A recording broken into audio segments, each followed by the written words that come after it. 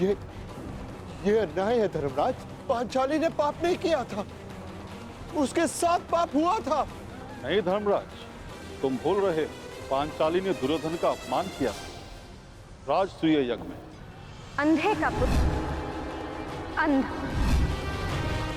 परंतु उसने दुर्योधन के साथ साथ धृतराष्ट्र का भी उपहास उड़ाया था। हर क्षेत्र में निपुण होने के पश्चात भी और स्वयंवर में बुलाए जाने के पश्चात भी कर्ण को अस्वीकार कर दिया। ये शरसंधान नहीं होगा, क्योंकि मैं एक सूत पुत्र से विवाह नहीं करूंगी। ये वही दर्प की अग्नि है जो इसे जला रही है।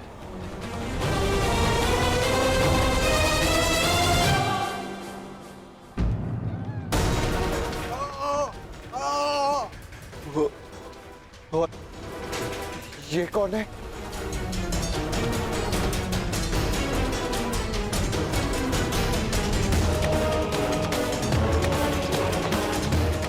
अपना बचपन स्मरण करो युधिष्ठिर, और स्मरण करो धनुर्विद्या के महारथी बालक का, जिसने अभ्यास में विघ्न डालने वाले श्वान का मुख बाणों से भर दिया था।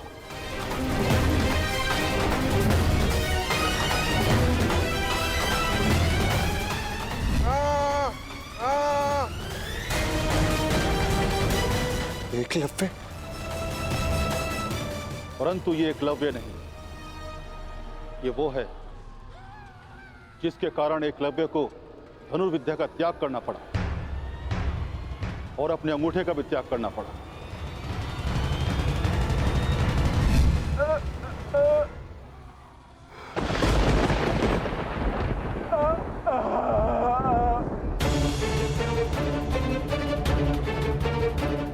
अर्जुन? अर्जुन की इसी लालसा के कारण एकलव्य को बहुत कुछ खोना पड़ा। वही पाप अर्जुन को इस परिस्थिति में ले आया है। तो फिर भीम का है धर्मराज? भीम उधर है।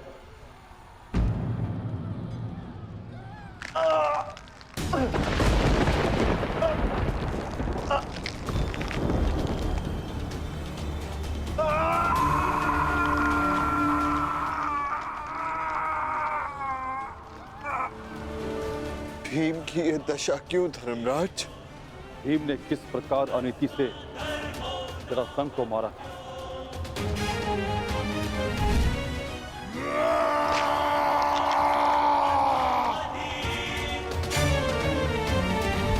और किस प्रकार दुर्योधन की जंगा तोड़ी थी।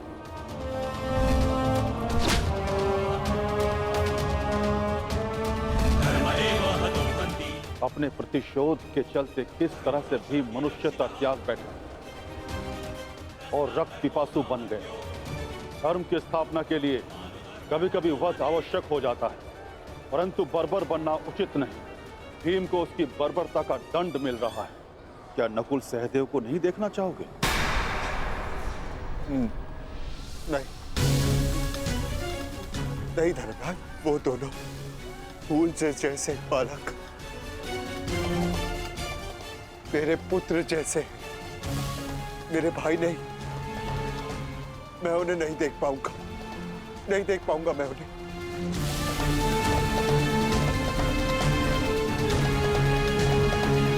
तो स्वर्ग चलें युधिष्ठिर?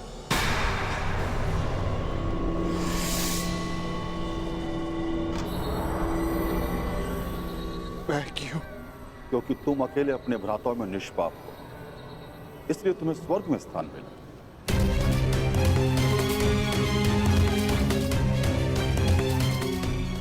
नहीं नहीं धर्मराज,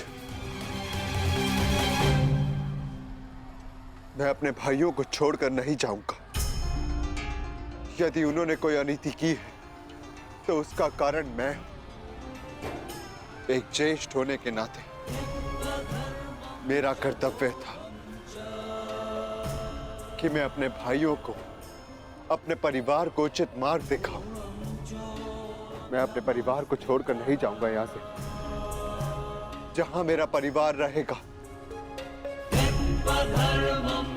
वही मेरे लिए स्वर्ग है।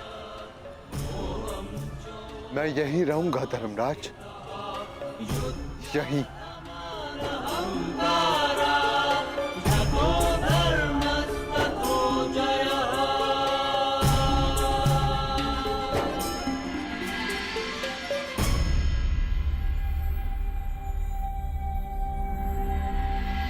अद्भुत युधिष्ठिर, अद्भुत।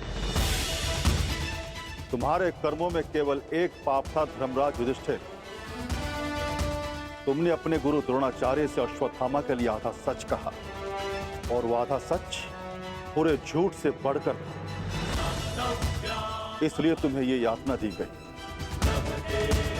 तुम्हारे सभी भ्राता और समस्त परिवार वहां है, स्वर्ग में, तुम्हारे स्वागत के लिए।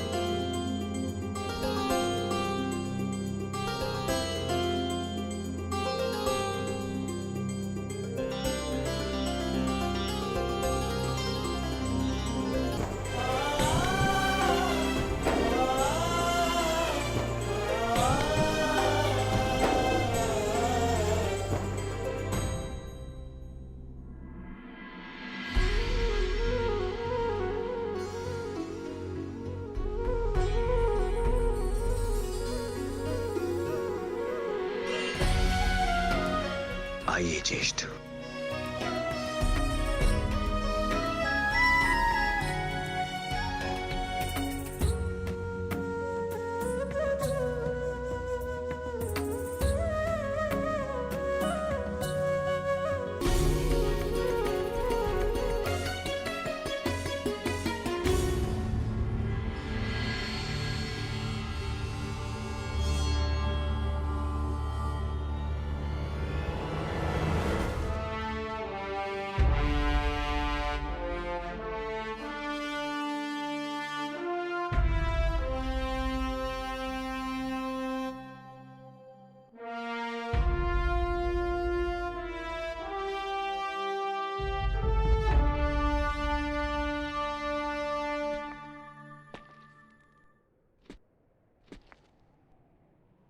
दिव्य दृष्टि से बाण शक्ति से जीते ये सारा रण। मित्र वेग है, सूर्य तेज है, कवच चढ़ा इसके तन।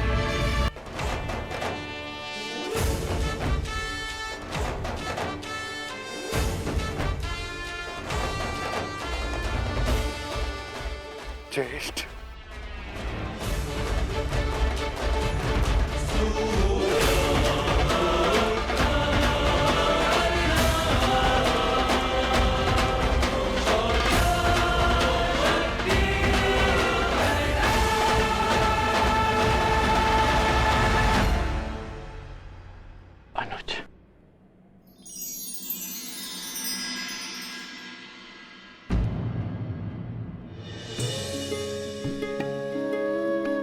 माधव,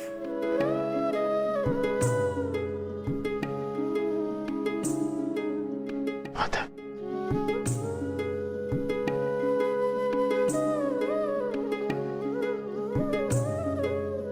हाँ धर्मराज, और देखो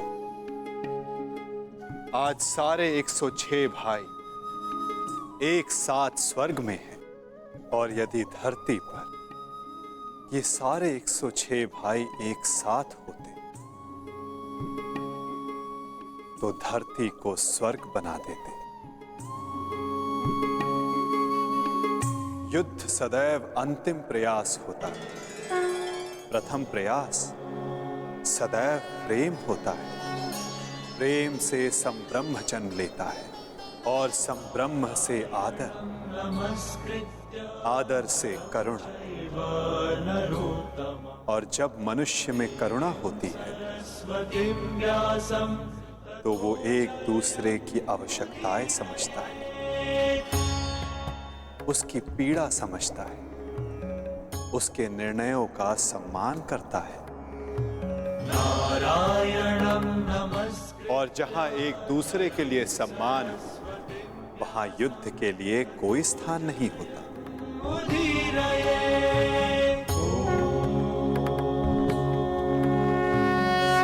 परंतु माधव, धरा को आपकी कमी अवश्य अनुभव होगी। मैं दूर कहां हूं, मैं तो कण कण में हूं, तृण तृण में हूं। मैं हर मनुष्य के भीतर हूं। जहां मेरी सोच है मैं वहां हूं। यदा यदा हि धर्मस्य ग्लानिर्भवति भारत तदात्मानं सृजाम्यहम्।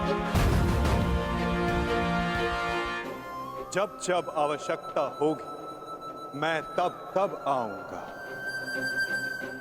और आशा करूंगा कि इस बार मैं युद्ध में नहीं, परिवर्तन की यात्रा का सारथी बनूं, उसका सारथी बनूं जिसके मन में विजय नहीं, परिवर्तन का भाव हो।